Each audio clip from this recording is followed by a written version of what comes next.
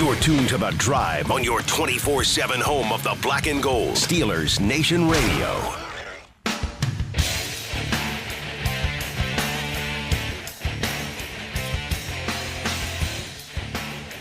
Good afternoon, Steeler Nation. It's The Drive on the Steelers Audio Network. Wes Uhler, Matt Williamson with you here for the next 2 hours on this Tuesday as we are just about a week away from the, well, I don't know if I could call it biggest week of the summer because I don't think April is quite summer.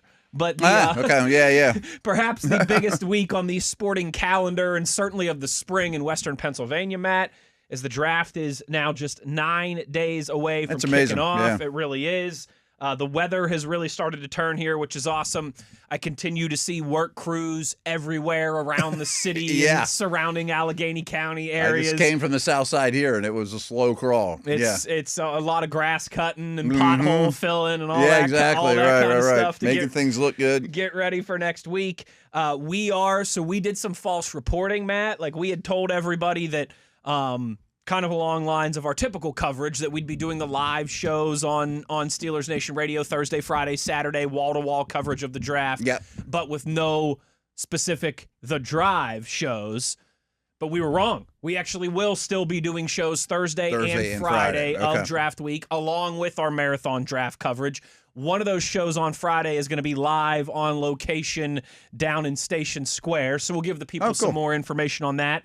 That will be on Friday. Come see us. Friday at 1 o'clock. The Sheraton, I believe, correct? Right? Or S&T Bank. The Sheraton. We're still working on the fine details. This is all kind of news to me. It's going to be 1 o'clock Friday in Station Square. That much we know. So for those of you who like to, ask all the time, where are you guys going to be? Do we have a chance to say hello? We don't do a ton of those, but training camp, we do that. But that's typically kind of the only time, along with, when we're at the draft and owners meetings, but that's obviously a different bag. Like the fans don't get a chance to you stop up and say hello or whatever. Exactly right. It's its own secluded area at the combine. So we'll have more shows, more information, a whole bunch coming down the line here, Matt, as we get closer and closer to one of the biggest days and set of days on the calendar in Pittsburgh for this entire year of 2026. I don't think that's putting it lightly or mildly. Oh yeah, I mean, or putting it too drastically. Right. I knew what you were getting at there. Like you just put on the local news and it's on all the time. I mean, I guess I shouldn't be shocked, but I mean, the draft coverage all month has been insane, and the way the city's reacting. And I thought it'd be a big event, and it's the event for me, no matter where the thing's held. But man, the city is on fire for this thing. It sure is. It's pretty cool. It sure is. I was up. My wife, her company, they have some like partners. I guess I don't really speak business world, but they have some partners from Alberta, Calgary, Canada, that are coming down for meetings. I think like Thursday, Friday at the end of this week. And she was asking me. She was like, what are some kind of Pittsburghy things? She's like, I'm going to put together little gift baskets for everybody. What are some Pittsburghy things that I could do? And I'm like, sweetheart, just get them if you go to any store around here now, they have terrible towels, special draft edition terrible towels. She was like, that's a great idea. I didn't even think about that. I was like, get them some draft terrible towels. They could take those back to Canada. I like it. Wave them around. I mean, not quite understand it fully, but get the gist of it here. Exactly right. So we've got plenty that we're going to get into today. I want to get into that Brandon Thorn list with you. Oh, yeah. I want to talk about Todd McShay's all-satellite team, which is always a fun conversation. He does it every year. It's kind of cool. We will, of course, in hour number 2. I think we'll spend 2 segments, a big double dipper of your tweets and YouTube comments, as we've gotten a ton of those over the long weekend. But Matt, I wanted to just start, it's a Tuesday, but this is our first show of the week. I have 2 bigger picture questions for you that relate to the draft that were just. You know how I do this. Like, I get my day going, and I'm kind of like, would be some interesting things for us to talk about. Yeah, we're going to do mock stuff, and we're going to talk about some of these lists and all that stuff. But I have 2 questions that are kind of burning in my mind that I would like to discuss with you to let's dig in. Kick off the show today. I am operating now, and hey, There's still 9 days. A lot of things can change in 9 days. But I'm getting close to operating with the fact that the first round of the draft is going to kick off. Roger Goodell is going to take the podium, all those things, without a surefire answer on Aaron Rodgers' future. I guess. Yeah. I mean, if you had asked me a month ago, I thought we'd have known that by draft day, but it sure seems unlikely at the moment, right? Seems unlikely at the moment. Now, there's a couple backdrop things here. I guess the first is, hey, there's still 9 days. And in the football world, that's an eternity. He could walk out there and with the 21st pick, Pittsburgh Steelers. He sure could. But there's two things that are playing into this in the backdrop in my mind. The first is when we were out at the owners' meetings in Arizona, what was that, about 2 weeks ago? Yeah. Mr. Rooney saying that he would like to have an answer to this by the draft when he was asked about the timeline. And I don't know if you saw this over the weekend, Patrick Queen saying that he thinks Aaron Rodgers is 50-50. He'd love to have him back and all that stuff. You expect him to say he's a great teammate, but he said in his mind he thinks it's 50-50. Oh, I did not hear that from Queen. Okay. So that was just yesterday or Sunday that came out. So I assume that they're buddies and they keep in touch to some degree or whatever. And even if they're not buddy, they did just spend an entire, season in the locker room together, and there's at least some baseline of friendship and knowledge there. My question is, under the premise, and in this subject to change before Thursday night, but under the premise that we still don't have a clear-cut answer to Aaron Rodgers' future in the black and gold, does that change the way you operate those 3 days of the draft? The smart answer should be no. Because if you like, especially that position, it's not like we don't have a guard. There's plenty in this draft that we'll just get one, crazy scenario. If Cam Hayward would retire tomorrow, you'd have to change your tune of how you go after the draft. You know what I mean? Yes. Like, even though it's not a great D tackle draft, we're going to draft one no matter what. In this instance, though, I think their perspective on it is, and some of this is based off visits and rumors and stuff, is if there's a guy that they think has a higher upside than Will Howard, they're interested no matter what. I don't think Simpson's in the mix, especially at 21. Yeah. And no matter what Rodgers says, that shouldn't change. You can't bump his grade up. You know what I mean? Just don't get desperate. You know what I mean? If you like him well enough to take him at 21 and because you think he can be great, you did that with or without Rodgers, and so be it. I guess the answer is no. Yeah, I mean, the short answer, I think, to the question is no. But I would hope that you have something on the back burner, a Derek Carr trade or something like that. I mean, Cousins has dried up. I mean, I don't love the idea at all of going into camp with Rudolph, Howard, Peyton Green or somebody Cole like Payton, that, or even a Nuss or an Uhler or whoever. I mean, that's one of the worst quarterback rooms in the league. Yes. I mean, maybe number 32. Yes. I mean, I don't like that at all. 2/3 of your room would have never even taken a preseason snap in the NFL yet. Exactly. When you put it that way. Yeah, and the other guy is a backup. You're right. I mean, and he's proven that time and time again. But that's not a knock on him. That's what he is. Listen, there's a lot of guys in the world that would love to just be an NFL backup. Yeah, Absolutely. you should be very proud of yourself. It's a great at age gig. 30 or whatever he is now, that's right. what he That's is. That's a what he very, is. very good career, but he is a backup. And I don't think all of a sudden he's going to find, turn over a rock and become a great player for you. I think he's a backup, But that doesn't mean you take Uhler around earlier. You know what I mean? All of a sudden, you take Ty Simpson at 21. Right. Or trade next year's first to get back in the first for Simpson or something like that. No. Like, I like Nussmeier. That's the one that's a little bit on the fence here because I think Nuss can be a starter. I think there's a world where he's a starter and a decent one, a Baker Mayfield type guy. And I've kind of shied away from taking him in any mock or the conversations we've had, mostly just based off of it seems like they're either swinging for the fences or not taking one at all or taking one in the 6th round or something Why like take that. the safe pick? And I think he's kind of safe. Yeah. But I guess if Rodgers told you no tomorrow, as opposed to still hanging out there. With one of those third-round picks, could you convince me to take Nuss? Maybe. Maybe. There's not a receiver I love or a safety I love, and it's like, he might be my starter this year. But that's, again, sort of desperate. I don't want to change course, That's where I go back and forth on, because I'll be honest, I don't think there's a quarterback in this year's draft that's going to really affect 2026 for you. Does that make sense?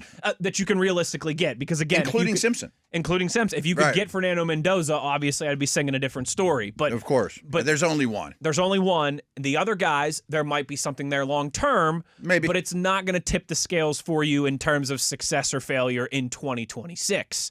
Yeah, and all those dudes, I'd prefer they spend a year with Rodgers. Sure, absolutely. Right. Absolutely. And so maybe it's like, who cares if we have an answer on Rodgers? We're still going to take Talon Green or Cole, because whoever, we'd love for them to sit with Rodgers if that comes to fruition. Mm-hmm. If not, they're going to jump up on the depth chart, and we'd need them anyways. We might need them sooner rather than later. So, like, if Rodgers has not decided, and with their last third-round pick, they took Green, I hope the whole media and world doesn't think, like, Steelers are just jumping because of Rodgers. I think they would have taken him either way. You know what I mean? Mm-hmm. If Rodgers was on board or not, I still think they make that pick. Agreed. I would tell you on Monday, I bet they would have either way. Yes. Yes. Yeah. And so, and then there's the backdrop of if Aaron Rodgers says no and you still want to go the veteran route, I mean, you could trade for Derek Carr. You could trade for Mac Jones. But your options are very slim now compared to what they were just a month or so ago. Yeah. I don't think Carr cost you much in a trade. No. Jones, I think, cost you like a day two pick. Yeah, a day two pick of some sort. And then you're a little more married to him. I mean, you would think you'd maybe want to extend him at that point, and then all of a sudden maybe you're not drafting one next year, and the whole train's on a way different track. Yes. A way different track. And I don't know what you get in Carr. Right. I mean, there might be other veterans out there I could come up with that you could call in, Tanner McKee, somebody, one of those type of dudes, but they're not going to give them away. Right. Your bargaining power would be, you'd have next to no leverage at that point with free agency and the draft behind you. Like, if I looked at it through this lens, would you rather take Nuss in the third round or Green in the fourth round, or use that pick on McKee? I might rather have McKee. Maybe, But, I mean, that's not the plan. Exactly right. So that was the first one, Matt. Yeah. And that one's beefier. And it's a little hairy. This is more of a... I know there's a lot of people out there that say, start Howard from the start and see what he's got. And I actually kind of understand that scenario.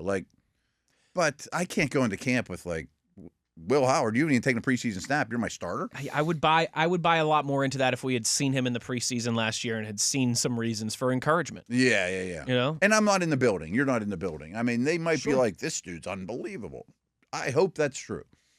But that seems like a risky plan. It seems like a risky plan. 6th-round pick 1 year ago that has not played is your starter. And especially when you put on your black and gold glasses, Matt, because that just doesn't seem...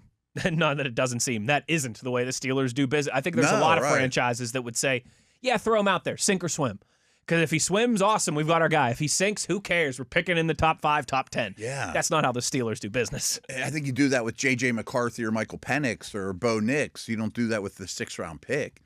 It's a different proposition. It's a different proposition. The other question that I wanted to ask you, Matt, is not quite as immediate, pardon me, as what to do with Aaron Rodgers and as it relates to the next 9 days here leading up to the NFL draft. But my second question was kind of thinking about Broderick Jones, thinking about all this conversation that you and I and everybody else in Steelers sphere has had around offensive linemen in this draft.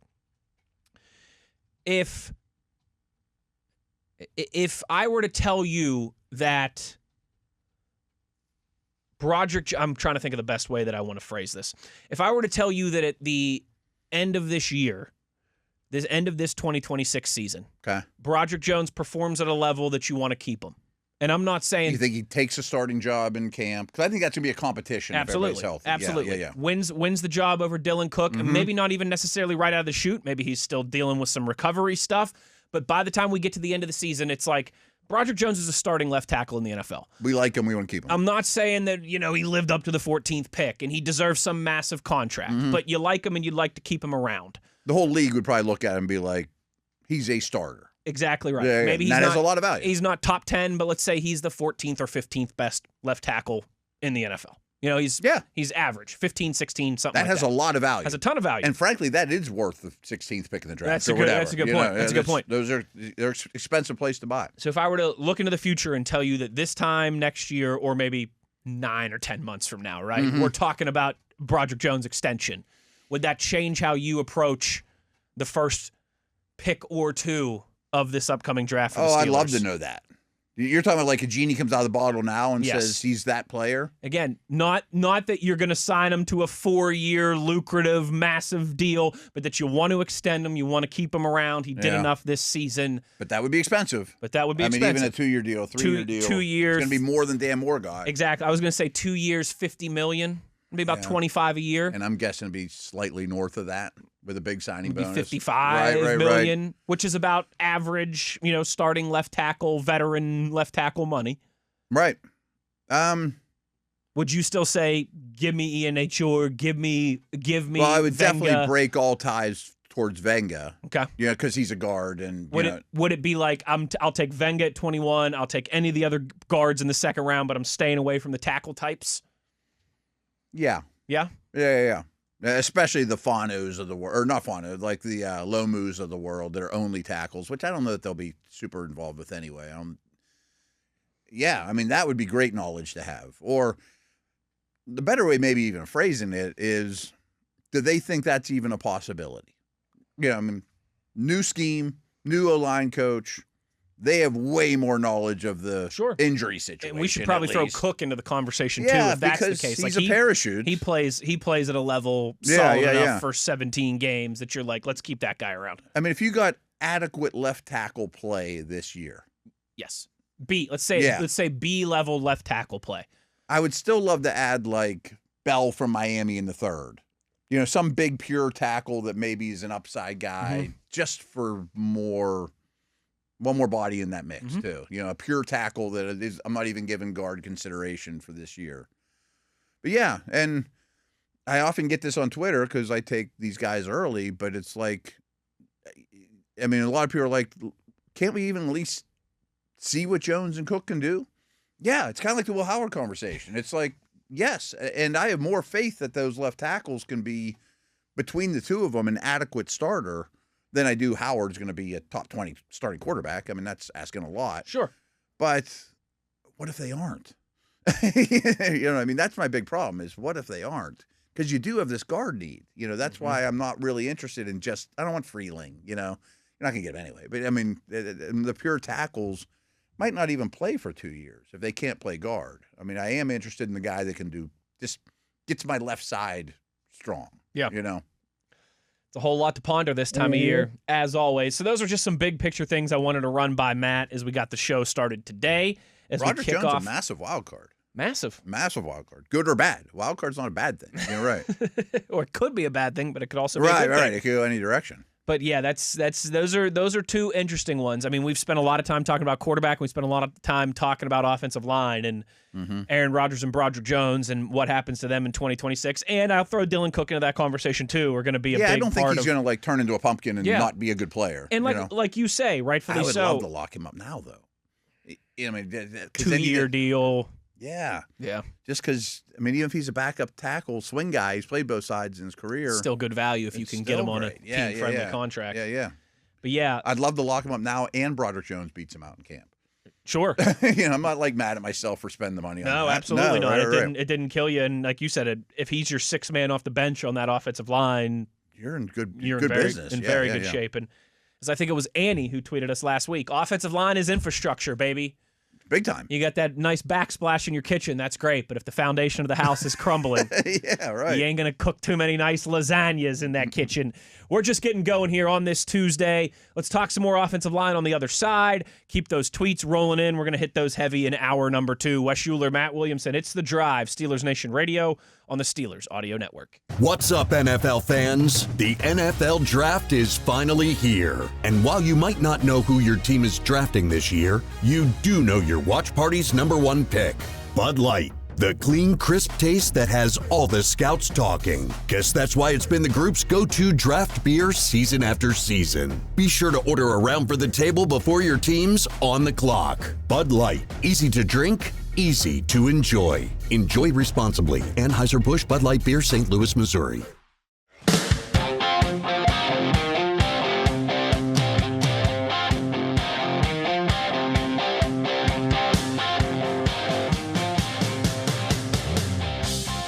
So if you listen to Matt and I throughout this draft season, shall we call it?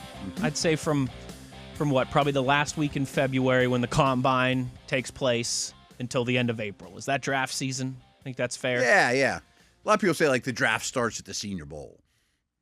Kind of does. I guess, but then the Super Bowl still hasn't been played, so right. I'm sorry. Listen, Right. I know I'm sitting next to Matt Williamson, the biggest draft fan in the universe. Well, I'm also but the draft draft season doesn't start before the Super Bowl's over. I know. And plus, I'm also a huge fan of free agency. Free agency dominates big for week or two. Yeah, several weeks there. And free agency prep. I don't dig into the sixth safety in the draft until free agency's over, you know? In the post-Super Bowl free agency and draft and combine and pro day and official visit season, all that good stuff. I think all that's wrapped up, though. I think official visits are. I think this is the last 30 week. visits are wrapping up. I think this is the last week. Pro days are done.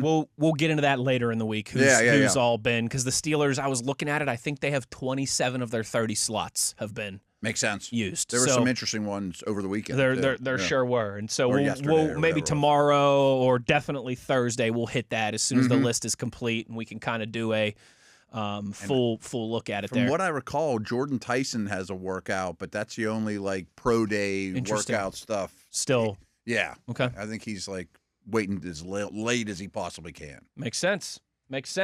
If you listen to Matt and I throughout this season, throughout this time of year, you'll know we've got some people in the Draft Nick community that we really like. Oh, yeah. You know, we reference Dane Brugler and the Beast a lot. We reference... And those guys do it year-round. Year-round. Right. You know, people like Matt Harmon and Reception Perception and Nate Tice and a lot of these different people. Todd McShay is one of the people that we like. Another one is Brandon Thorn.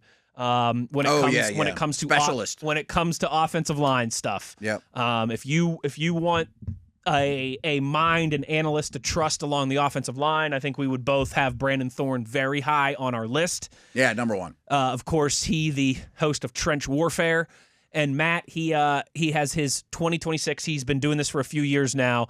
NFL draft, offensive line, Brandon Thorn's My Guys, where it's not a top 10 list or anything like that, No, which I think like. That's it's a still little coming different. out. I think he'll still publish his board, his O-line board. So what he does, though, is he goes round 1 favorites, round 2 favorites, round 3 favorites, and then, last kind of group of, mid to late round favorites.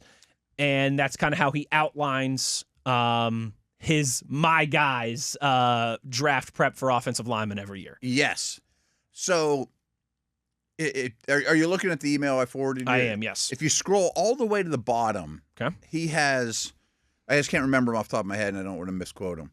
He has 3 bullet points that are kind of like anyone can be a Brandon Thorn, quote, my guy. You know, he just likes their style play, blah, blah, blah. But there's 3 bullet points at the end of that email that say something along the lines of, if you check these 3 boxes, you're probably going to be my guy. And one of them's like aggressiveness. There's some things that as analysts, there's always things you like a little bit better than the other analysts or whatever. There's a couple things that like raises, gets him excited. Play strength, leverage, timing and feel on combo and climb blocks, sturdy anchor and interior control, proven versatility. Okay. Yeah, I mean, there's things that might put him over the edge. I mean, if there's looking at all 3 of those guards that are projected the second round, why do I pick this one over the other? Exactly right. You know what I mean? And this is based off of where they're projected. Yeah. I think he's just going off like the big board. Exactly right. Consensus boards. Exactly or whatever. right. Yeah. And his round one and that favorite. doesn't mean he has that grade on them. Exactly right. So he's got 1 round 1 favorite, 2 round 2 favorites, 3 round 3 favorites. Okay. Kind of on down the line there. I don't know if we've spent a lot of time on the centers. There's a couple pure centers. There are a couple, but most of them are later on in the list. Though. Yeah. Round 1 favorite, Penn State guard Venga Ioane. Yeah. A power-based interior tone setter with anchor, grip, strength, and point of attack control. Immediate play strength and anchor with the ability to control the pocket inside. Day 1, year 1 starter. Don't know much to add. I mean, we've talked about this guy a ton. I love when somebody that knows more about the position than me can kind of verify what we've been thinking all along. And, just one more reference point. And I think Thorn is as good as it gets in that regard.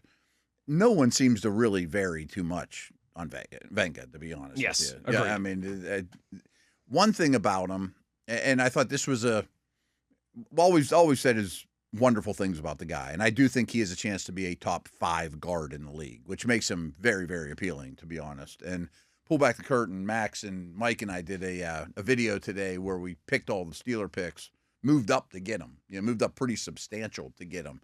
Which, if you're going to move up for somebody, I mean, I'm as good as anyone in my book. The one, it's on a negative, but when you compare him to elite guard prospects, I mean, like, top 20 picks. Sure. I mean, which at that Quentin position. Nelson. Yeah, right, exactly. There's a little bit of a misconception that he's a great athlete. Because if you watch Penn State, they put him in motion. They do all kinds of weird stuff with him where they really, really weaponize him, which from a college perspective, he's your best player. Absolutely. Let's get him in a lot of weird stuff. From a college perspective, he's a fine athlete. Oh, yeah. I mean, he's still the best athlete probably on their O-line or in that game or whatever. But compared to great players, because they do that so much, sometimes you realize he's not quite Faneca as an athlete. You know what I mean? If you were. Right, exactly. But the bar's high here. I mean, but that's really the only negative. And I would say he's a above-average space player, above-average athlete, not great. Yes. That's his really only listed reason for concern. Average overall athlete. Oh, is that what Brandon says too? Average overall athlete with limited range in space. Mm-hmm. And you see it more because they have him in space all the time. right. Weirdly enough. Projects as a tone-setting interior presence who can control the pocket and create movement in a downhill or balanced run game. Round 2 favorites. He has 2 of them listed here. The first, a name that we've discussed a little bit in the past week or two, Keelan Rutledge, the guard from Georgia Tech. Let's see here. Tone-setting mauler with heavy hands and second-level violence, immediate play strength, linear explosiveness, and finishing presence that translates. I like, too, he lists a brief sales pitch for each one of these guys, which is a pretty cool way to put it. Rutledge brings a physical presence that shows up immediately, generates movement, absorbs power, and finishes with intent. There's a tone-setting element to his game that translates. Pass protection consistency will ultimately dictate his ceiling, but the baseline traits give him a clear path to becoming a starting guard. You hear the term heavy hands a lot, and in his case, that might even be an understatement. Like, his hands are explosive hands. I mean, like, when you say heavy hands, that's a compliment. Oh, it's a huge compliment. Because I think some people, like, you hear heavy like, in the I'm sense of slow football. To get him, So I just wanted to clarify. No. That doesn't mean like he's got slow lumbering hands. No, that means when sledgehammers when he on his strikes you, you feel it. Boom. Yeah. Cobra Kai. Exactly. I mean, boom. He hits you and you know it. His hands are rare in that, like, when he hits you, you see big people jolt back or little people fly back. Like on roller skates. Right. Yep. Now, again, probably the position that I'm least comfortable, like, writing a report about is O-line. Yeah. Because it's so technically sound. And, I mean, people just think you're big and strong. It's the most technically sound or technically important position out there. And people I trust, and I don't know if I've heard Brandon say this, say Rutledge, particularly in protection, kind of is not how you would teach it. He kind of does his own thing. And he makes it work. And some O-line coaches might be like, I would never teach this. I don't know what to do with this guy. Or others might just be like, let him go. He's doing fine. But his reason for concern is base and footwork are inconsistent in pass protection. I can see that. I think Georgia Tech's a real run-heavy team. They always are. Yes. Yeah. So I liked seeing him in there because we've talked a lot about him. And then But he's a tone setter. Like, he is the nastiest guy out. Man, you put him, you put him and Mason McCormick on either sides of Zach Frazier, and you'd have the no fun to play against. You'd have some crash, bash, and smash, as Craig Wolfley used to say. The second round favorite, not for the Steelers, but we can discuss here for just a second. Clemson right tackle Blake Miller. We talked about him a little bit last week too. I think he's gonna go way higher than that. By the way, 54 starts in college. For a tackle, that's insane. It's insane. He's only missed one practice, and he's 22. He's not 25. He's got a ton of starts. He's super consistent. He tested way better than I thought he would. I'm not sure he's going to even be there at 21, which I don't think affects the Steelers, but I think he's going to go really high. Which is probably good for the Steelers. It'd be great, yeah. I think his negative column is almost non-existent. And from what I understand, the practice he missed one, was like the day after a surgery. I think that's okay crazy. for him to miss. Right. Yeah. So he is as clean as they come. I don't know if he's going to go to Pro Bowls, but he's going to be a starting right tackle day one. And that's wild to me. A 22-year-old, true 4-year college guy, which you don't see very often in this COVID era anymore. At a big school. Yeah, with 54 starts. Yeah. That's nuts. That's nuts. That's nuts. So that's his second round. Into the third round, his first third-round favorite is Miami offensive tackle Markel Bell. You mentioned him earlier today. We talked about him a little bit last week. Massive ascending tackle, learning to weaponize his rare length. He's got rare size and length with a clear year-over-year development and upward trajectory. He's a traits plus development bet. The size and length are rare, but what stands out is how much better he's gotten at using them. He'll always have leverage challenges, but the growth trajectory and baseline tools point to a high-end swing tackle with starter upside. Side note, I've been meaning to ask you this, but I think I already know the answer. The U seems like one of the best coached teams in the league because these prospects, Mario Cristobal's outstanding, and so every player is getting better. Maximizing their talents. All these draft players. At one point, this was months ago at the start of this draft process. You asked me. We were rolling through, I think, just like initial big boards and talking about some of these guys in a very casual way. And you were like, "Dude, Ohio State's got so many guys in the top 10, top 20. How the heck did they lose to Miami?" And remember, I told you they had a really bad pick 6, and they got beat up by Miami in the trenches on both sides of the ball. And that's how you lose a close game. And Miami's going to have some big people drafted. Meant to, and Miami too, obviously, is going to have some high drafted guys. But what I found myself like a week or two ago thinking about that, and I was going back and watching some stuff. Miami, much like India, some of these programs like Ohio State and Alabama and Georgia, they still have a lot of 20, 21-year-olds populating their 2 deep. Oh, yeah. Because they're all 5-star, we can get whoever we want. Right. Not that Miami can't, but they're not quite on that tier. They're not going to have Blake Miller playing 54 straight games. Exactly right. You know what I mean? Right. Whereas Miami and Indiana had all 23, 24, 25-year-olds. Yes. That's a big part of how they play their best guy every snap. That's how they were a big part of being the last 2 teams standing. Okay. That's becoming the get me a bunch of 5-star recruits to put us over the top in college football and even in college basketball, where like John Calipari made a living doing that for a decade, dominating at Kentucky and places like that. The 18, 19-year-old 5-star isn't going to be better than Blake Miller. Than the 23, 24-year-old 4-star who's had 4 or 5 years of strength and conditioning and training and diet and nutrition and all that. Mesidor's better than him. Exactly right. Exactly right. So while Ohio State's Jeremiah Smith's, he's special, but 15 years from now are probably going to be the one going to Canton.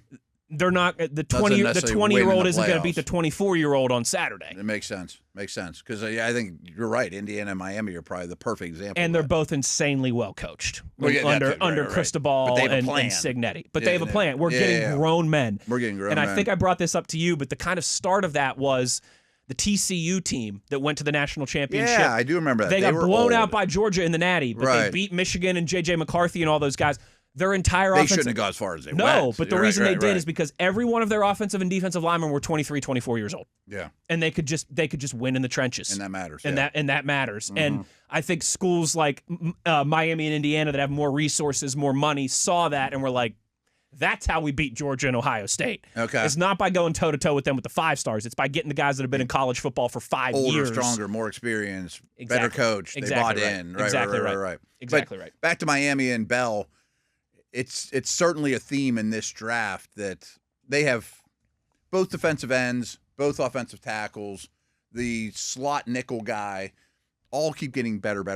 You read all their scouting reports, it's like, oh, he's better than he was last year. He's better than he was the year before. Yes. You know, and they're maximizing these guys, which can kind of worry you because you don't want them to max out. Yes. But a guy like Bell, some of those dudes are too big and slow-footed. I mean, they all have the planet theory. It takes an extra step to get around them and all that. Sure. But he's getting lighter on The his planet feet theory. and moves better than he ever has and, changes his body and getting the most out of his body. I think he's very appealing for like a third-round Steeler pick. And he may go in the second. Sure. You know what I mean? These Sure. tackles. It's offensive lineman. Yeah, right. The last one on this list that was another one of his third-round favorites, because as you mentioned, there's a couple, not a lot, but there's a couple centers on this list. Sure. But the last guy I really wanted to discuss with you was Memphis right tackle Travis Burke. He's the other one. We mentioned him on Friday. Okay. 33 I keep starts. lumping Burke and Bell together. They're both like 6'8", and probably going to go around the same spot in the Burke's draft. 6'9". Yeah. Yeah. Tested well. Over 34-inch arms. Relentless finisher, top length, grip, and strength. He's nasty too, yeah. Burke is one of the most consistent finishers in the class, plays with a nasty demeanor and removes defenders from plays. Once he gets contact, it shows up every drive. Pass protection is the real X factor for him. Mm-hmm. So he needs a year sitting on the bench, which is exactly what they do with Pittsburgh. There's no way he's starting unless injuries hit you. And that's with one of those 3 third-round picks, I'd be very interested in a guy like that. Yeah. Back to Bell real quick. He's also been the left because Malagoa is the right. I think either one of these guys you'd cross-train probably. If Sure. you take either one in Sure. the third round, you probably just get him in the game. In the preseason, you're going to play some left, you're going to play some right, whatever, But those are my 2 targets at the tackle position. A couple other guys I'm starting to warm up to, like 3rd, 4th round, the Boston College dude, things like that. I mean, that are a little more appealing, that could be something. But those 2 to me are very appealing. Yes, they are. If you don't go tackle in round 1, that 3rd round could be one of those 3 picks, could be one of those 2 dudes. And we talked And a they lot might about go earlier than I think. We talked a lot about that on Friday when we did our first full 7-round mock draft. We'll do another one of those this Friday. And both of those names, Bell and Burke, both came up on Friday. So I thought that this was a nice kind of following up to those conversations. Yeah. I like getting a stamp of approval from Brandon. From maybe the offensive line that we trust, offensive line mind that we trust the most in this process.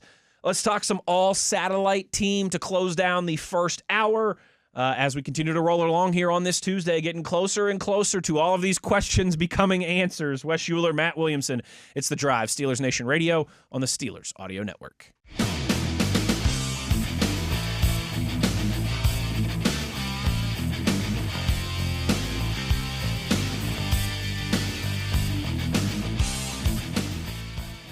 So Todd McShay has this pretty cool thing that he puts together around this time every year, I should say, called the All-Satellite Team. Mm-hmm. And basically what that means is it's the top open field threats and space creators in the draft class. Satellite, good in space. Get it? Yeah. Makes sense. And thus the joke. We were joking. There's for anyone who's listened to the history of this show, a lot of things kind of chiseled in stone. One of them being that our brother Dale Lawley hated Dave Matthews Band. Oh, yeah. Like, I don't even know if he mentioned it on the air much, but sometimes we'd come into it back then and he would put him in a wrong mood right off the bat. Because for those of you that have been rocking with SNR for a long time, probably until, 4 or 5 years ago, we were able to actually use licensed music. Yeah. Because we were under the iHeart podcast system, and iHeart had all the money to the licenses to be able to play those songs, because we're in the same building as DVE and KISS and the X. And By the way, Long Way to the Top, if you want to rock and roll, That's right. it's kind of the theme song. He'd let it play until the bagpipes, which is pretty deep into the song. Like 2 minutes into the song. Yeah. Jacob would be sitting there losing his mind, like, come on, start talking. And Dale would be like, nope, just let it play. Speaking of which, yesterday I couldn't get there, but they dedicated a bench to Dale at the Washington Wild Things Stadium, where he did tons and tons of work with the Pony Leagues and all that kind of stuff, too. So very cool. Yeah. Very cool. That would have meant a lot to him. I saw a picture on Facebook of Amy, his wife, and their 3 kids, their 2 sons and their daughter. The 4 of them threw out the ceremonial first pitch to start the Pony League baseball season. I was hoping to be able to get out there, and I couldn't make it. It was pretty cool. And again, I think that's something Dale would have been tickled to death by. Oh yeah. He did a ton of work for that whole situation. Yes, Dale loved. I think everyone who listened to the show realized that Dale loved baseball. I think probably more football. I think more than just just the pure game itself. He loved coaching. Even after his kids were gone. Even after his kids were commissioner gone, of the league and that kind of stuff. Yeah. So that's a richly deserved honor for him, and pretty cool that his family got to be there for the dedication and get to throw out the first pitch. But yes, Dale loved baseball, and he hated Dave Matthews. Yeah, Satellite was not his favorite song. So we were laughing if it was the old days where we could still play music coming in. We'd have to play that Satellite Dave Matthews song just so Dale would be to light a fire looking under him, down at us all ticked off. But there's this is not a full quarterback, running backs, wide receivers. No, he's just picking guys that are good. I think it's just 5 or 6 or 7 names here, Matt.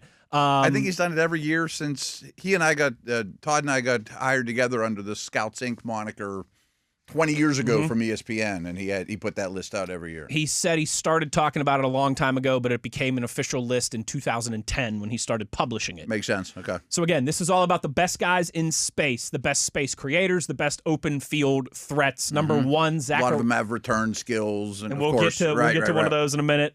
Zachariah Branch, wide receiver from Georgia, that we've discussed a few times this offseason. Again, I would have liked to see more of a route tree, but so many bubble screens just so he could do that. And he might be the best space player in this whole draft, just in terms of start, electricity, That's what make you McShay miss. says as well. Okay. Like, he's number 1 on this list. A blinding combination of stop-start quickness, lateral cutting ability, and body control.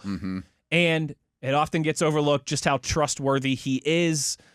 For hundreds of touches in his collegiate career, he's fumbled the ball just 1 time. Oh, I didn't know that. Okay. Yeah. Wow. Because they do get him the ball a lot. They manufacture a lot for him. And some special team stuff, too. So, yeah, for him just having 1 fumble throughout his entire career. Because he takes hits from people bigger than him. Yes, he does. And number 2 on the list, KC Concepcion, wide receiver out of Texas A&M. Which I think is very warranted, but I also think it's somewhat of a slight on KC because a lot of these guys are like Dree Archer. Or, they're like 5'9", yeah, smaller. They're like, that's all they can do is, Desmond Reed from Pitt is on this list. He's perfect. And that's exactly what he is. Makes a lot of sense. But I think KC is way more than just that. And I don't think Todd's saying that they're only satellite players, but you kind of get that misconception by that. But he's a phenomenal punt returner, and he's great after the catch as well. Number 3, DeMond Claiborne, the running back from Wake Forest. Lateral agility is breathtaking. Yeah. He's a twitched-up slasher who keeps defenders on their heel every time he touches the ball. He's also been a factor in the return game, where he averaged almost 27 yards per kickoff return, scored 2 touchdowns as a kick returner, a role he's likely to perform in the NFL, at least to start. I don't think he'll compete for RB2, but I don't think he's going to be far off, and he might shock some people because the whole league is looking for how often do we talk about explosives? And there's not that many explosive backs in this league. Love aside, he's probably your best bet to bust a long one. 3 more names on this list. Wide receiver Eric McAllister out of TCU. He said you don't expect he's a bigger guy. You don't expect a guy like this to be on the list because he's 6'4", but he's got some of the best feet that McShay has seen. The second he catches the ball with a defender in his face, his sudden movements jump off the tape, lateral quickness, jump cuts, spin moves. With that frame, it just looks different. Nearly half of his yardage, 47.7% after the catch. He might be the ideal 5th-round Steelers second wide receiver. Like, would you trade that pick right now for him to last even to that if you took point? one in the first round. Yeah, I mean, totally. Right. And he's your kick returner. He's your project. He's your fighting Roman Wilson for your 4th, 5th, 6th spot, whatever. I mean, lots of upside there. Maybe you need him in the middle of November in a pinch when some people are injured. And his route development, came a little bit further. Yeah. Right. He'd be a great guy in the mid to late rounds. Emmett Johnson, the running back out of Nebraska, a name that we've mentioned a little bit, for 68 forced tackles last season. And McShay says that number seems even low if you watch his tape. Yeah, he gets in the open field a lot. Yes. As a receiver as well. He sure does. And a 4.29 short shuttle, best amongst running backs at the combine. Elite body control and ability to change directions. 2 more here. Bryce Lance, the wide receiver out of North Dakota State. We've talked about a few times. Trey Lance's younger brother. Speed and body control on a different level. Very elusive. 4.34 speed, 5th fastest amongst wide receivers. He's a physical specimen. Yes. I mean, he's very raw. He doesn't catch the ball great.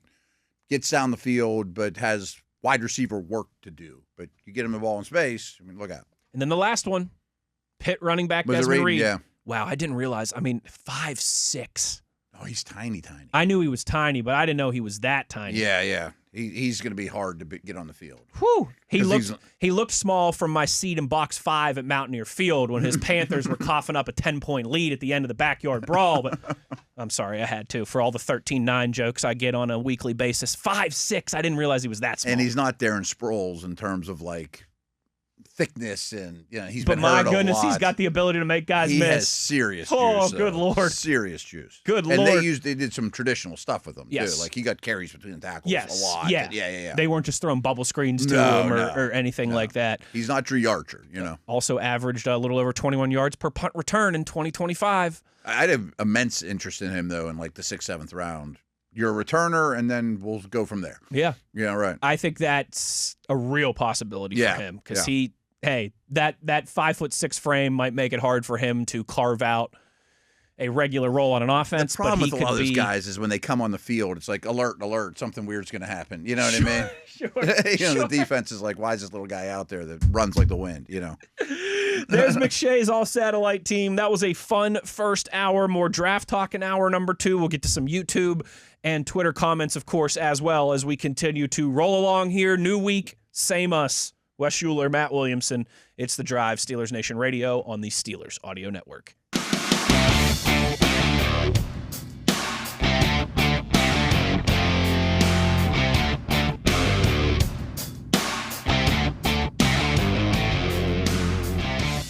Good evening, Steeler Nation. How we doing?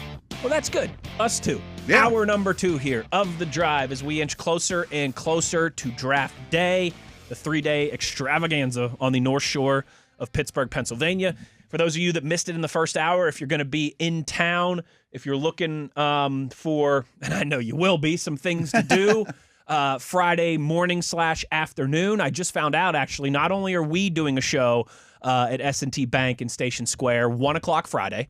Okay. Tom Offerman and Chris Adamski will be there at 10 a.m. doing a show as well. So they're on from 10 to noon. Okay. And then there'll be a little hour break, and then you and I are on from 1 to 3. So for those poking around, looking for things to do, maybe in between breakfast or lunch or whatever, and heading over to all the stuff, if you want to... It'll be a great spot to hang out, Absolutely. Right there, Station Square. Get a beverage or whatever. Station Square is a fabulous place, and it's...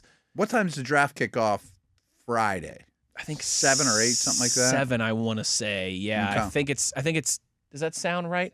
I think it's. Here we go. Round 1. I'm not sure what time we're on the air. Round 1 Thursday starts at 8. Rounds 2 and 3 on Friday start at 7. Rounds 4 through 7 on Saturday start at noon. Okay.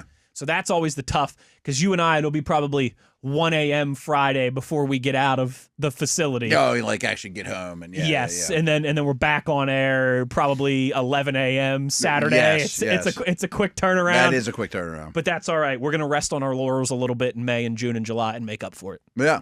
Oh, it'll be a blast though. That's cool about Station Square. It is. I'm looking forward to it. Normally, listen, I'll be honest. I normally don't like doing remote stuff. because it's away from your comfort zone. You got to park and find the bathroom, and you have issues with internet and all that stuff. And you see me here too. I mean, like, I'm such a creature of habit. I walk in with a coffee, I refill it after this segment, same way. Then I go to water. You know, I mean, like, everybody's just the same all the time. Yes, I want to know where my car's parked. I want to know where the closest bathroom is. You know, does the internet going to work? All that stuff. But my only variance is either am I sitting on this side or am I sitting over here, depending if Nate Dogg's here or not. I'm excited. That's like as much variance as I got. I'm excited. I'm excited for these ones. This will be a lot of fun, and it'll be crazy. And it'll be a blast. By the time we get out of there, will be when it's really starting to get nuts. But we'll just get a taste of the chaos down there. I assume I'll sneak home between shows, knock out some other stuff. You can try. Yeah. It's gonna be. You can try. There's gonna be a lot of traffic. There's gonna be a lot of stuff going on. You ever watch Star Wars Episode 3? Obi-Wan and Anakin. I have the high ground, Anakin. It's over. Yeah. You can try. Fran Duffy is one of the names that Matt and I are fans of, too. If you are a diehard of the Drive, if you listen to all of our Combine coverage, Fran has been coming on with us for a long time. He worked for the Eagles forever. I think, does he still in some capacity do stuff for the Eagles, or is he all just branched off on his own now? I can't speak for him, but he does not work directly for the Eagles. He basically did a show like this for the Eagles. For a long time. And they had a year-round draft show that he was in charge of, that Greg Cosell would come on, etc. They were one of the most popular ones out there.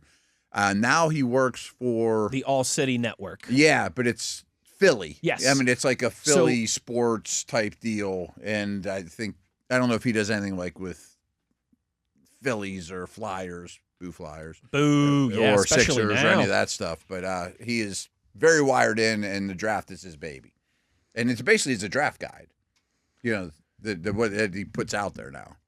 Yes, indeed. He does a very good job. Yeah, the All-City Network is, I don't know how to explain it, but it's a media. You've heard of it before? Yes. Okay. And I shouldn't say a lot, but some of the people that I worked with in my 3 years in Philadelphia at the radio stations and stuff, they now work for the All-City Network. It's almost kind of like a DK Pittsburgh Sports, like what you do. I assume it's something like that, yeah. It's a recently, in the last few years, formed media entity in Philadelphia. Okay. And they may touch on other things, but it's they have like All-City Network. They have Philly Eagles. They have Philly Flyers, Philly Phillies, Philly 76ers. Like, I mean, I don't know if they do Temple or Penn State. I think they have a college football one, and then they have a college basketball, which covers like Temple and Villanova and St. Joe's and all those Division I schools in Philly. So yeah, he's been with them since 2024. It looks like. I've actually been a guest on the All-City Network before. Funny enough, with one of the former hosts that I used to work with at WIP in Philadelphia. But I guess I have too, when I sat down with him for the Combine. There you stuff. go. Right? Yeah, there you go. Right. But that's a different. Those are some different stories for a different day. More importantly, he's been a guest with us. He's been a guest with us a bunch. We're big fans of his work. He put out his big board for this draft. You click on those profiles; they're really in depth. He does great work, and it's real similar to like what McShay's got going on with the Ringer right now. Good way to put it. You can sort it by tackles or interior defensive linemen. It's very interactive, and what's really cool with it is he has obviously his big board, but then he has a player comp for every single person. Yeah. In the draft, and it's a little more descriptive. Like, it's not just, okay, I'm going to comp Jeremiah Love to this run. He kind of puts a descriptive in there. So, for example, Jeremiah Love, his comp is a more physical Travis Etienne. ETN, or however he wants everybody to pronounce his name now. So it's it can be a lot of these comps are a little more descriptive. Some of them are just as simple as Reuben Bain Jr. compared to Brandon Graham, another conversation that we had last week, but some of them are a little more descriptive. So I just wanted to buzz through this, some of the player comps. Yeah, that's cool. And Fran is... I urge everyone to check it out. He does things a little differently. He does. He's not afraid to go on a limb either. And so some of these are similar to what we've seen. Some of these guys are a little bit higher, a little bit lower. And we don't need to discuss every single one, but I just kind of for a few minutes wanted to run through this. Number one on his big board is Fernando Mendoza. And his player comp, faster, more athletic Kirk Cousins. Okay. Yeah. I mean, that makes sense. Yeah, I don't think he's a plus athlete, but he's faster and more athletic than Cousins. Yeah. I'd really like it if it was faster, more athletic Matt Ryan, but I'll take a faster, more athletic Kirk Cousins. From what I remember with Fran's comps, too, is they're a little more realistic. You know, I mean, they're not all studs. This guy's going to be Randy Moss. Right, this guy's going to be Derek Brooks. Number 2, Keldrick Falk. That one shocks me. His edge rusher number 1, the guy out of Auburn, and his comp is a supercharged Keon White. But that's number 2 on his big board, and his number 1 over Arvell Reese, over David Bailey, over Ruben Bain Jr. Yeah. Number 2 player, number 1 edge, Keldrick Falk. That is by far the highest we've seen the edge rusher out of Auburn. I mean, he's definitely much different than those other potential first-round guys. He's way bigger. He's certainly more capable of kicking inside. 3-4 DN traits like crazy. Depends what you're looking for, you know. Number 3 is Arvell Reese. His comp and more explosive Jalen Walker. I'd take that. Yeah. Mid-first rounder last year. Number 4, David Bailey. I think Reese would be number 1 if I did a big board. Just a straight big board. And not like we did through Steelers black and gold glasses. Just big board. Because I know that confused. We got a lot of people in the comments that were like, you guys have Fernando Mendoza number 1 on your big board? He's not. We didn't say he's the best player in the draft. For the Steelers. Right. But that was the most important guy for the Steelers. Black and gold biased big board. And again, it didn't have positional value. So I would either have Love or Reese probably as my number 1. Like, who's the best player in the draft? Just the best player in the draft. Yeah, forget positional value. Forget what team you're drafting for, all that stuff. Number 4 is David Bailey. His comp is Byron Young. Okay. So he's got 3 edge rushers. People are probably like, Byron Young's not that great. He's a high-quality number 2 edge rusher on a really good defense. Yeah. You know, like, do you want to take that with the 2nd pick overall? Not necessarily, but Byron Young's a really good player. You can also do a lot worse for drafting somebody in the top 5. Yeah. It's a realistic comp. So 3 of his top 4 are edge rushers on his big board. Number 5 is Sonny Styles. His comp is a fully formed Isaiah Simmons. Wow. Because Isaiah Simmons was a bad player. Right. But he was what? Did he go like 7th overall to the Cardinals? I would say like 8 or 9. He was top 10 for sure. And just could never really find a home. No. I mean, the Cardinals drafted a few of those type of dudes, which some people said, like, would they go to the Reese, bin again, these tweeners or guys without a home? But Isaiah Simmons, I mean, he's talking about the prospect Simmons. Correct. He's a safety, he's a slot, he's a corner, he's a linebacker, and really was none. 6, Caleb Downs. His comp, Minka Fitzpatrick. Solid. That's great. 7, Jeremiah Love, a more physical Travis Etienne, Chan. Number 8, Ruben Bain Jr. So 4 edges in his top 8. Wow. Brandon Graham being the comp there. That makes a lot of sense with Fran's Philly background. We also discussed that as a comp last week. Yeah, and I think that's a very good one. And it gets really interesting here, too. There's a lot of interesting there in his top 8. But at number 9/10, he's got these guys tied for number 9 on his big board. Carnell Tate and Spencer Fanu. Tate, he has Corey Davis as his comp. Again, these are pre-draft comps, apparently. Corey Davis was like the 5th pick in the draft. Fanu, that's another one I should find out exactly what that is. I've heard both lately. Yeah. A lighter Tylese Fuaga is his comp for him, which is an interesting one to me. That was like the 12th pick in the draft or so. I mean, that was a Faltanu draft. 11 on his big board. Probably the highest we've seen this guy, Caden Proctor, out of Alabama. Leonard Davis is his player comp. People either love or hate Proctor. Yes. It really seemed to, right. And he's kind of polarizing because of his size. Number 12, Francis Maui Noah, offensive lineman out of the U. Jedrick Willis is the comp. Okay. Jedrick Wills, pardon me. Not Malik Willis, Jedrick Wills. I'm glad you corrected yourself. I corrected Dale 4,000 times in my life on Wills versus Willis. Dale and I have that in common. Yeah. I think we all have that in common. We like to mess up names. It's an easy one to mess up. Yeah, Jedrick Wills. Kenyon Sadiq is number 13 on his list, and his player comp is a ramped-up Isaiah Likely. Okay. Yeah, I'd say he's definitely more of a prospect than Likely, but a ramped-up version. Right. Totally. Similar usage. Then he's got a run on Clemson guys here. 14, Avion Terrell. 15, Peter Woods, the defensive tackle. TJ Parker, the edge rusher. Real quick on Terrell. I mean, I'm not giving Fran a hard time, but that one rubs me wrong. Not if it was a month ago. But his pro day, he ran like a 4.66. Not good. He's not going in the first round.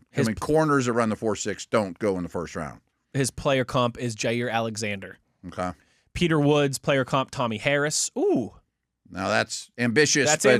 But that would be his way to succeed. Yeah, that's the 2024 version, And then T.J. Parker, Bradley Chubb is his player comp. Okay. So there's 3 Clemson dudes in a row. 5 edge rushers in the top 16.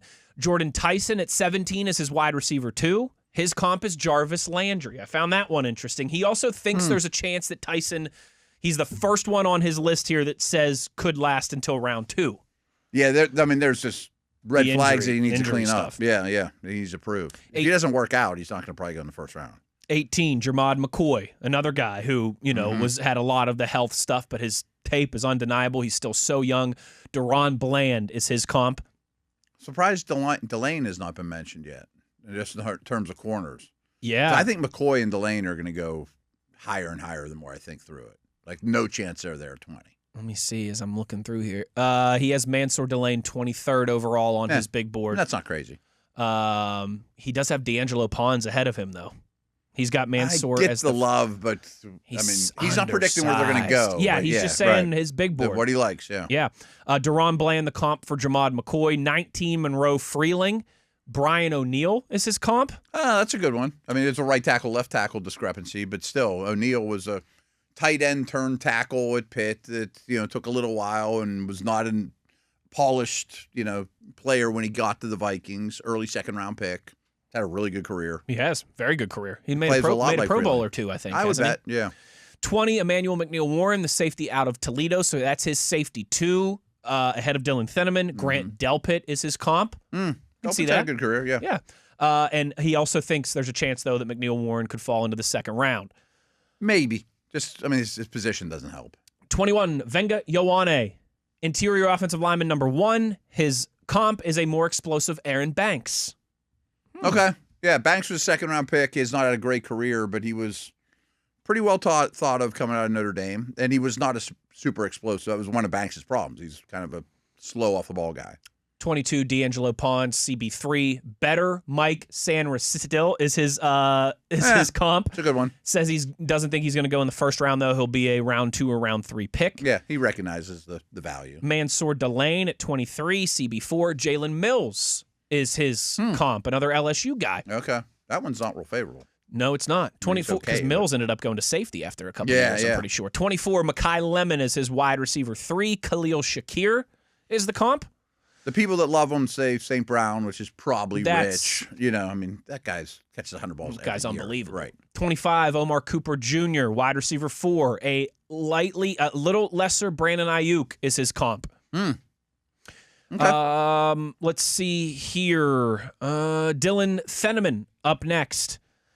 Safety 3, Justin Reed, his comp. Reed's had a real solid career, too. Is. Yeah. Doesn't get a lot of fanfare. But a couple more of these that I wanted to run through for you, just names that we've discussed plenty. Casey Concepcion, he has 27. Zay Flowers is his player comp. A little bigger, but that's not crazy. I'd take a guy like that. Especially to pair with DK Metcalf and Michael Pittman Jr. Right. That's a nice plethora of skill sets. You're definitely in the same neighborhood there with Flowers. He has Nuss 28th on his big board, Ty Simpson 30th. So not far apart, but he has Nuss as the slight QB2. I'm seeing that more and more from people I trust. Here's what I found very interesting. His comp for Nuss, Tony Romo. Huh. Okay. His comp for Ty Simpson, Brock Purdy. Oh, I've heard the Purdy one a lot. I'd sign up for either of those. Yeah, right. That's not so terrible. Right. You win a lot of games with both those dudes. Then he's got to run on some tight ends. 31 is sorry. I'm reading this wrong. Let's see here. 31 is Justin. Wait a second. Yeah, 31 is Justin Jolly, the tight end out of NC State. I think he's gaining a ton of steam too. I hate that term, gaining steam, because he didn't sneak up on the Steelers and Browns and these teams, but a lot of Jonnu Smith comparisons to him. He was interesting to me because he's got him as tight end 2. He has Oscar Delp as tight end 3, so he's a little different on that tight end big board. Delp has very little production, but I think I blame Georgia, not Delp. Yes. Malik Muhammad at 32. That's high. Kamari Lassiter is his comp. Brandon Cisse at 34. Drew Phillips is his comp. Let's see. A couple more of these players that we've really discussed a lot that I wanted to mention. Emmanuel Pregnon, the guard out of Oregon, we've talked a lot about. You know who his player comp is? Kevin Dotson. Wow, I can see that, though. Big, wide-bodied masher, yeah. Yes. Caleb Banks at 39. His player comp is Travis Jones, the Baltimore Ravens defensive tackle. I think he's more active than Jones. Jones is a little more nosier. He's got Max Ianachor at 41. Austin Jackson is his comp. Not real. I'm going to shoot a little bit higher there. Yeah. Chris Bell, 42. Juju Smith-Schuster is his comp. I can see some of the physicality and run after catch. Interesting. Yeah. And then last one, Keelan Rutledge, who we just talked about. We've talked about plenty. The guard out of Georgia Tech is 45th on his big board. Thinks there's a chance he could sneak into the back half of the first round, but more likely a second round pick. And Will Hernandez is his. Hernandez was nasty his comp. too. Hernandez was a little stiffer, also a little heavier, but nasty. I like it. So those were just, like I said, it's a different perspective. I just wanted to run through some of those names. And he's got some different grades, and some of those comps I thought were interesting from our guy Fran Duffy, who we like, formerly of the Eagles, now of the All Philly Sports Network. If you see anybody walking on the North Shore next week, Thursday, Friday, Saturday, wearing Flyers orange, make sure you push them right into the river for Matt and I. Please, yeah. We would greatly appreciate it. When we return, bunch of tweets, bunch of YouTube comments. We're going to turn the show over to Yins, as we like to do this time of year. We had a little bit of a longer weekend, too, so some good ones to get into. Matt, I swear, man, like every time, and it's not like I'm even tweeting stuff out. Every time I refresh my mentions, I got another 5 or 6 draft questions from people. It's becoming a little overwhelming, folks. Yeah, we appreciate it, though. But we appreciate it. It's great to know that that you all want to participate with what we're doing, and we'll do our best to get to as many of you as possible in the next 2 segments before we get up out of here on this Tuesday. Uhler, Williamson, it is The Drive, Steelers Nation Radio on the Steelers Audio Network.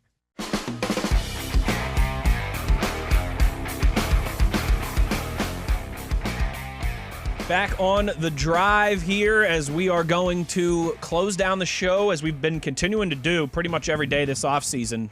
At least 1 Twitter segment, sometimes 2. We even last week bombarded, though. We did a full hour. Yeah, like I said in our previous segment, it's been a little overwhelming. So it's like hard to keep up with at some points, but I'd much rather have it that way. You know, you'd much rather have a queue to get into your Ticketmaster to get tickets if you're an artist, right, than a bunch of empty seats about a week before your show. Yeah. So we appreciate all the feedback and the participation and everyone trying to get involved. And again, we'll do as best as we can to roll through as many of these as possible. We're going to start with Jimbo Sports Guy, who tweets us and says, "Love Yins, but here's how it's pronounced. Max Ianachor is how he pronounces his last name." Never heard it pronounced that. Ooh. I've always heard shore at the end. Ianachor. I should double check in the Beast. I'm sure there's a pronunciation guide. We should, especially as we get closer and closer to these guys potentially becoming Pittsburgh Steelers. Here's the good part, though, is that at the podium, whoever makes the pick is going to have to announce the pick. Right. And we'll get to hear how they pronounce it first. Well, one of my problems, and this was really, really true for Faltanu, was I knew how it was supposed to sound. My mouth just wouldn't do it. Oh, I thought you were going to say I thought you were going to say we have a problem of like we find out the picks before we can actually announce them. No. We have to wait for the live TV. Deep into training camp, Rob would just, "Matt, you got to learn how to say this guy's name." I'm like, I hear it. I hear you saying it properly. It just does not come out of my mouth correctly. And Max is the same way. I think several of these O-linemen are. Mauanoa. Yeah, there's right. Mauanoa. Yeah. Listen, it's I'll get it right. It's gonna take us. It'll take us some time. We'll get there eventually.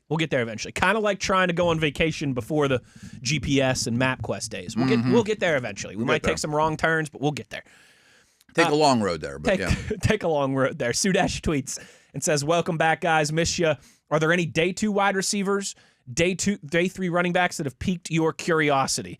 Tons. I think we've talked the wide receivers to death. Yeah. How about any running backs that are piquing your curiosity at this point? Jonah Coleman jumps out to me. Is he's this more stoutier guy from Washington, right? Yeah. He's definitely interesting. So what I don't know is if they take a running back, I think it'll be day 3. That I know. I can't imagine any of the top 5 picks being a running back under any circumstances unless some crazy guy happens to fall. But I do think they'll take a day 3 one. But do you think they take like a satellite back, or do you think they take someone bigger than Warren? I ask this because I think they made a very conscious decision to go from Gainwell to somebody bigger than Warren. I don't think they want Warren to be the biggest hammer in the backfield, which makes sense. He can do some of that. He did a lot of it last year, but I don't think he needs to be the smallest, scattiest guy of the group. But I don't think they want him to be the biggest hammer.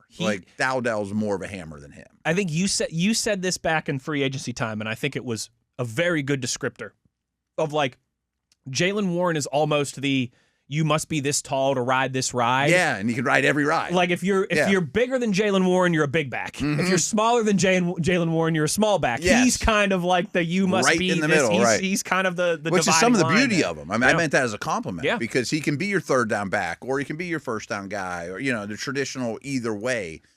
So my hunch is if they draft one, it'll be more of the satellite type. Okay. Because Caleb Johnson's story isn't written, but he was drafted to be bigger than be the Warren. hammer, sure. And then they go out and get one that's bigger than Warren. So I think it'll look more like Gainwell. So maybe like Claiborne, the Wake Forest kid, or Emmett somebody Johnson? Like that. Emmett Johnson, maybe. Starting I think to warm he's up like to him a little bit. But I mean, he plays more of a finesse breakaway style. He was on the all-satellite team. Yeah, Todd yeah. Those are 2 names in the 4th round I would definitely consider. I like that. And one of the knocks, I think, on the Steeler backfield as currently constructed is, yes, there's guys that can rip off 10-plus yard runs, but they're not going to rip off 60-yard runs. You know what I mean? Josiah tweets and says, are you guys aware that your boy Emil from Steelers Video is the 2nd greatest ping pong player of all time? Second only to me, of course. Do either of you have a game in which you dominate? All right, hold on. We're gonna need to get him. I'm gonna have to text Emil. I definitely need to find this out. I need to find this out I too. wish I heard this a couple hours ago. I was just down there. Yeah, you were just out. Well, TV's on. We're gonna get Emil on the line and let's figure out what's going on with this ping pong stuff here. All right, a game in which you dominate everyone. He lives in my neighborhood, so I assume he has a table. My buddy AJ was a great tennis player and a really good paddle tennis player. He's like the best ping pong player I've ever met. Well, there's two buddies of mine. Maybe I'll get them together. I'm very average at ping pong and pool. Like I won't embarrass myself, but I wouldn't say I'm great either. I'm bad at both. I mean, relatively speaking. Yeah. I mean, like I'm not embarrassing. If we're at a bar, I can put the ball in the pocket. But the game in which I dominate everyone is Uno. I'm the Really? world's greatest Uno player. Just ask my daughters; they get crushed every night. So I don't know if I ever go down this road. I was a great foosball player. You know what? I think you and I have had this call. I know we've had this probably talked about it like off the air, like driving to the combine. Yes. Now part of this swapping is old college stories and that type of thing. Part of it, but certainly not entirely, is kind of like the Indiana, Miami 25-year-old conversation. But I was the best player at Pitt Johnstown easily. I mean, for a pretty good stretch. Now, being there 6 years was helpful. Van Wilder, Williamson. But even like my second year being in the fraternity, I was one of the best players on campus. And I won Greek Week, which was pretty big deal. It's 3 out of every year I was there, as a back man, no matter who my front man was. But even if I see a table now, like you can still spin it. I mean, I can hold my own, but Sure. the few times I've played in the last, I get like once a year, I'll run into a table that's not a garbage table. Like I'm not a little kiddie table. Like if I see a tornado or whatever, it's like, if I can fiddle on it for half an hour, I can hold my own. And the defensive side of it all is still real strong. Okay. It takes me a little while to be a force pounding in goals from the blue line, so to speak. But I mean, this sounds crazy, and obviously it was never true. But it crossed my mind when I graduated college, like, can I make some money doing this? I wonder what tournaments I could get in. You know what I mean? My answer then probably should have been Halo 2, the video game. Okay, as you'll recall, I made some money playing that when I was a teenager growing up. But yeah, so Halo and Uno. And I'm actually in a foosball group on Facebook, Pittsburgh Foosball. I've never looked into it, but that's like the Phantom of the Opera I of know. Pittsburgh foosball. Just shows up every once in a while, just dominates, and everyone's like, "Who's that guy? Where's he from? How do we get him on here? And I guess often? Brewski's is the hot spot. You know where Brewski's is on the south side? I don't think so. It's been there forever, and they have 2 good tables, and apparently that's where people get together in Pittsburgh to play serious foods. Now, right. I'd be bad for a while. Don't get me wrong. Brewskis, if you're listening to this show, we'll do a show from there. Bring us out for a remote. And I'd go embarrass myself against good players who play all the time. Or maybe Unk still got it. Yeah. Man, I could. Never mind. We'll tell some more stories when we go to break. Steeler Nation. But it gets my blood flowing. I love it. I wish I had 3 buddies. The problem is you need 4 friends. Correct. I'm not one-on-one spinning things. And particularly people you trust, too. And they have to be good. Right. I mean, I don't want a bunch of jabronis, Correct. Bunch of jabrones. Steeler Nation 920 tweets and says, if you could host a show or interview anyone from Steelers past media, office, coach, or player, who would it be and why? What is your favorite stadium you visited in any sport? Do you think Coach T comes to any games this season? How long do you think before he's in the Hall of Honor? Also, how do I get a Wes and Williamson signed NFL Draft Terrible Towel? Well, the last part of that is you go to... How do you get more questions in one tweet? How do you get more questions in one tweet? The last part, you go to S&T Bank Friday of the draft, 1 o'clock. Matt and I will be there. You bring your terrible towel. It'll deface the value, but we'll sign it for you. Wouldn't be my first, but it hasn't happened often, but yeah. Okay, first one... I lost track. Host a show, interview anyone from Steelers past media, office, coach, Charles player. Henry Knoll. It's a really good one. Yeah, I mean, even just to hear his, and we've views on things outside of football, even we've been spoiled in the sense of I think you and I have had a good chance to interview and talk to most of the people that we would to some degree, yeah. But the 2 that would really stand out to me, and that's a great one. Never had a chance to interview or speak with, like in a formal setting. I've met him once or twice in passing, but Troy Polamalu. Okay. And same thing with Mean Joe Green. I'd love to just sit down and swap stories with Mean really Joe. Hear what he had to say. Yeah. I thought he was the obvious player. Dan Rooney would be super high on the list. Great one. Yeah, right. So would, I mean, I tell you, you're going to call me a homer, and I am. I'd love to talk to Jack Fleming. Oh, that's cool. I mean, he was the voice of the 4 Super Bowls. He's a WVU guy, and and Myron. You always wanted to be a broadcaster. Some Myron Cope stories and all those different. I've types heard of things. so many Myron stories. I've never really been around them. Yeah, so that would be a good one. Favorite stadium you visited in any sport? That's tough, man. SoFi in Los Angeles is tough to beat. Oh, my answer though is the Santiago Bernabeu, which is Real Madrid's stadium in Spain. It's ridiculous. Yeah, it looks like a castle. I don't have one. I mean, that's blows me away. Like when I was at Pitt, we had some cool Field, ones. Texas A&M. A&M was awesome. Notre Dame was cool. Notre Dame's a good one. Definitely not WVU. I bet you. Yeah, that's because you lost every time you went there, baby. Woo! I doubt Coach T comes to any games this year. Maybe. I have no idea. Right. I'm sure, and I don't know how long. I think there's a 3-year wait for Hall of Honor.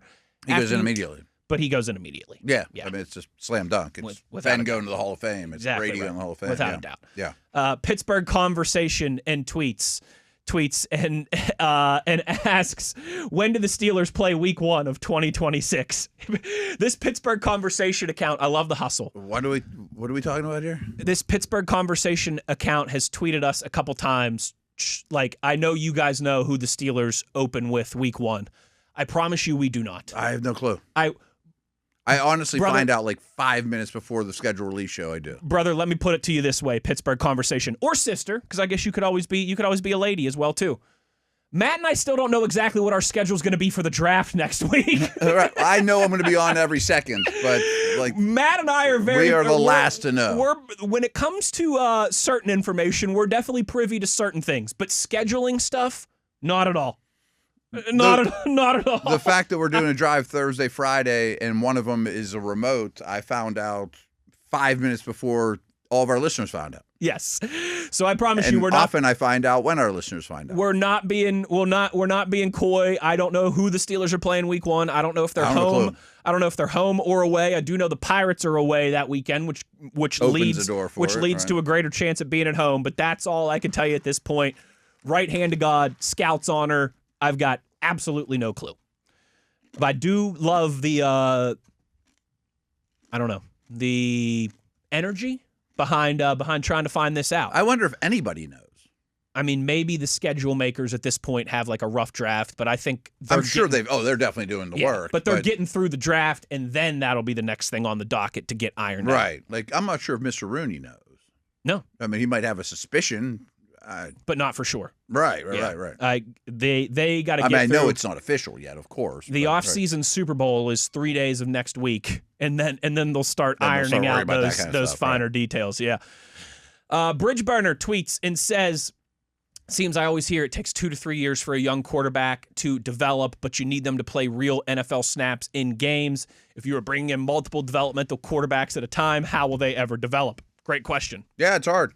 I mean, this is far from a perfect science. And we've talked about that a few times with if you add someone like Taylon Green or Cole, whoever.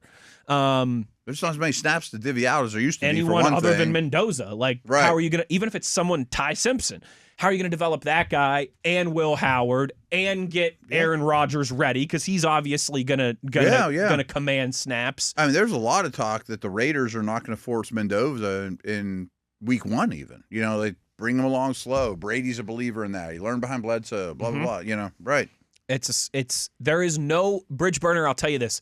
There's no exact science to it. There's no exact blueprint to it, because if there was, everybody would do it that way. Right. Sometimes it's Aaron Rodgers and you need a couple years. Sometimes Mahomes had a whole Mahomes year. And you start one game at the end of your rookie season and then you step into the league as one of the best quarterbacks already. Sometimes it's Brady. Lamar, I mean, Flacco was the starter for much of that year, his rookie season. Sometimes it's a Josh Allen, where you're the guy right away and you're bad and a lot of people are writing you off, and then you turn into a top quarterback in the league. So there's it's no sink or swim, and a lot of guys would have sunk. Mm-hmm. Sometimes it's Joe Burrow and you're the number 1 overall pick and you go to a bad organization and 2 years later you got him in the Super Bowl. And you're good from the start. There is no exact formula or blueprint to it. I think you have to know the person. Exactly right. Not necessarily the player, the person. I think the organization and what they have, what you have around that person too. I lean more and more, though, that getting thrown in week 1 is harder than ever. I think so too. Yeah. I really think so too. Let's take our final break. More tweets, more YouTube comments on the other side as we will close this thing down, put a bow on today's show. It is The Drive, Steelers Nation Radio on the Steelers Audio Network.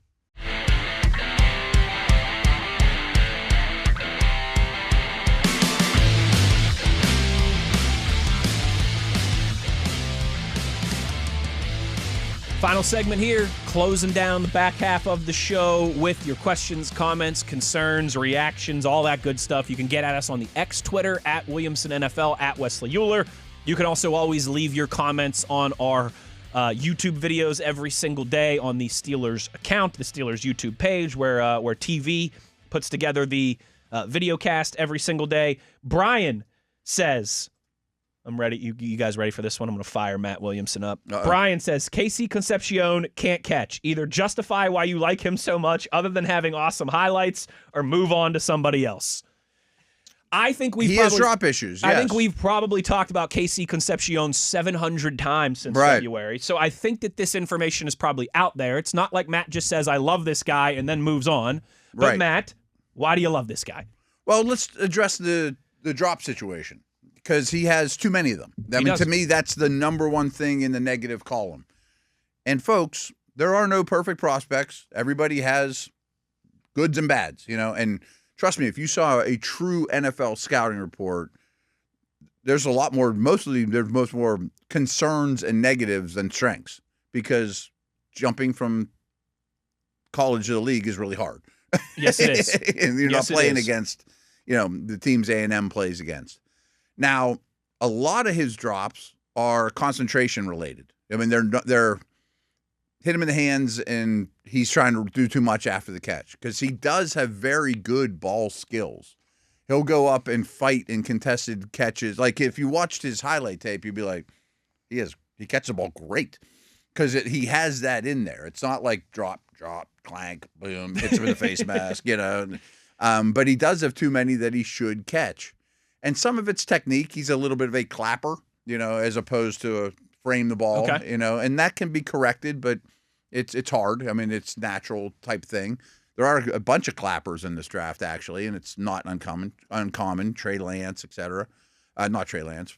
Trey Lance's brother. Yes. But But everything else about Concepcion, I love. I mean, do I wish he was a little bigger? Sure, but he's like Odell Beckham size. I mean, like he's NFL receiver size. He's just a smidge under 6 feet, smidge under 200 pounds. That's more than big enough to ride the ride. He's not just a specialty player. I think he's as explosive and as good with the ball in his hands as anyone in there. I think he's as good a separator as anybody in the draft. Which is a very important trade at the next level. Massive. And good versus zone, good versus man, can line very up all over. Very important trade at the next level. Can line up all over the formation. So one thing that worries me about Denzel Boston. A lot. Concepcion's my number 2 receiver. I like it. I don't know if he's my number 2 receiver, but I like him. Yeah, and drops happen. And I'll be honest, of all the things, this will sound crazy, but I've said it before often. Drops, I mean, if you can't catch, that's a problem, obviously. Especially for a wide receiver. But you don't even get this far if you can't catch. You know what I mean? You got turned to defensive back years ago. If NFL teams thought that was a back-breaking issue, I mean, Texas A&M's a pretty big school. He'd get drafted in the 7th round. He would have been turned into a corner years ago. You know what I mean? Like Ike Taylor. Yeah. I mean, a lot of these dudes, I mean, and to be honest, of things I could pick to put in a negative column, that's one you'll drops work one with. I can live with, right? Yeah, I mean, usually it's because you get thrown the ball a lot because you're open. John, with the comment of the day, who would you guys vote for in the presidential election, R. Mason Thomas or Red Murdoch? Those are good names, yeah. John, you get the show. John, you get the show, partner. You get what we do around here, and we are grateful. Mr. Steel City says, who are some guys in past drafts that you had much higher grades on than most? In other words, who were kind of your KCs and Maxes of past drafts? Did they end up hitting or busting? Thanks, guys. Keep up the great work. Good question. I meant to think about that for a day. I mean, I'm sure there's a million of them. I know there's a million of them. The one that really stands out to me, Matt, my senior year of college, the Steelers drafted Jarvis Jones, edge rusher out of Georgia, and I was thrilled. Yeah. I thought he was the next badass, double-digit sack, Steelers, nasty edge rusher. As we've ironed out many times, I like the draft. I don't love it. I'm not somebody who jumps up and down and pounds the table and, wow, that was a terrible pick. Wow, that was a great pick. I was infatuated with Jarvis Jones. I thought he was going to be great. Super productive in college. And you know I watch a lot of college football. Right.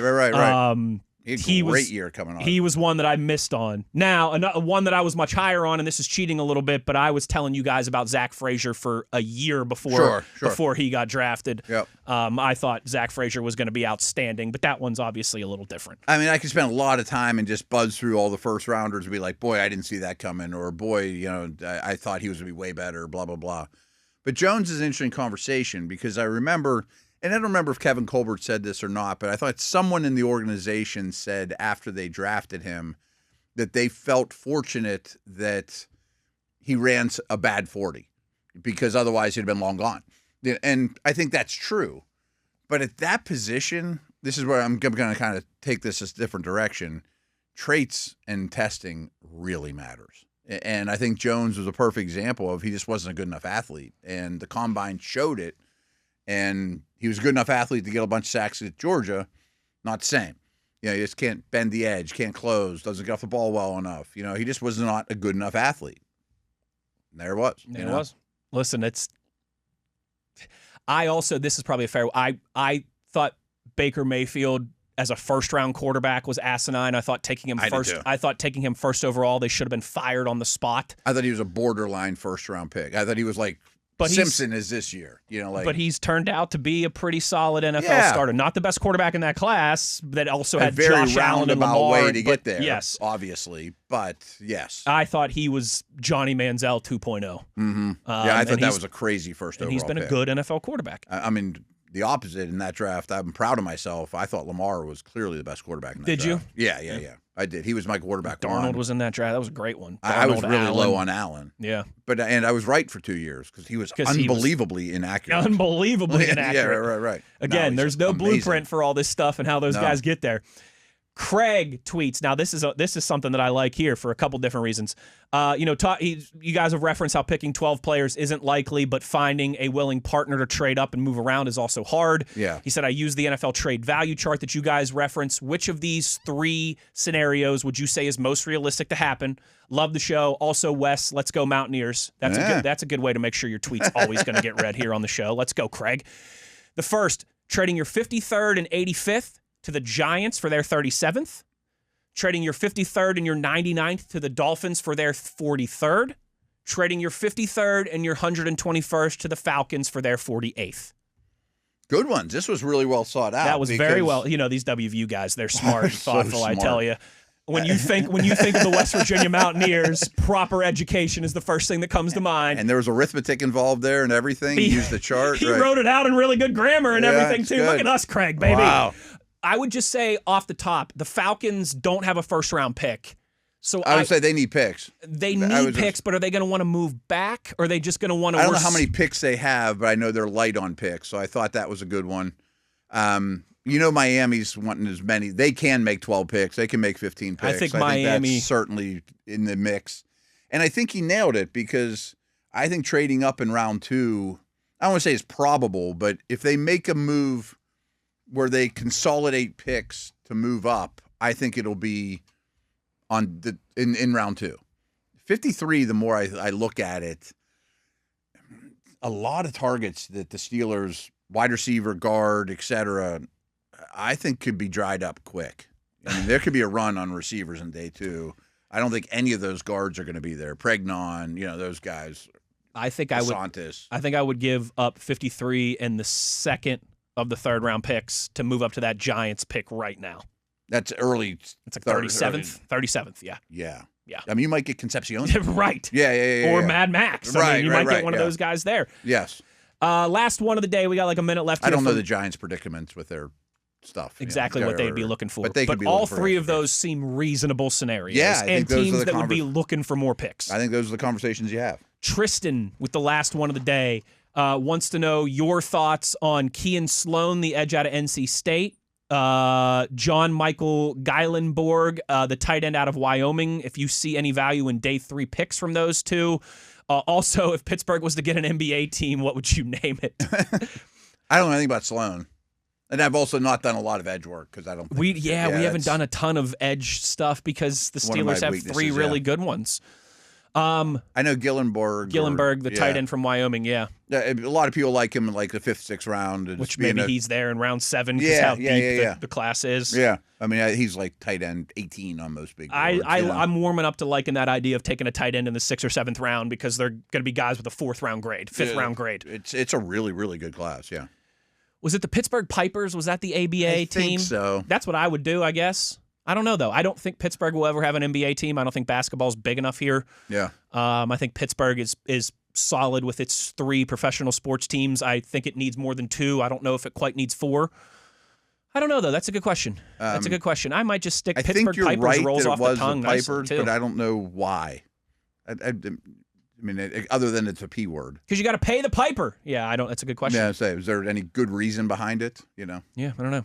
The Pittsburgh Poison, something with a P. I mean, there's no great reason why it's Penguins or Pirates either. I mean, no, but I like the alliteration. I do too. It rolls off the tongue nicely. But like, Penguins aren't native to here. No, they are not. And Pirates are not very. I mean, I know we have Rivers and but Steelers are really the only one that's kind of right. I don't think the Panthers aren't very pillaging the Atlantic or the that too, the Monongahela in Ohio. Right. Everyone's got the PP alliteration except for the Steelers. Cool. Right. So I'm cool with a P name, but I mean, I don't think Pirates were pillaging up and down the Monongahela back in the day.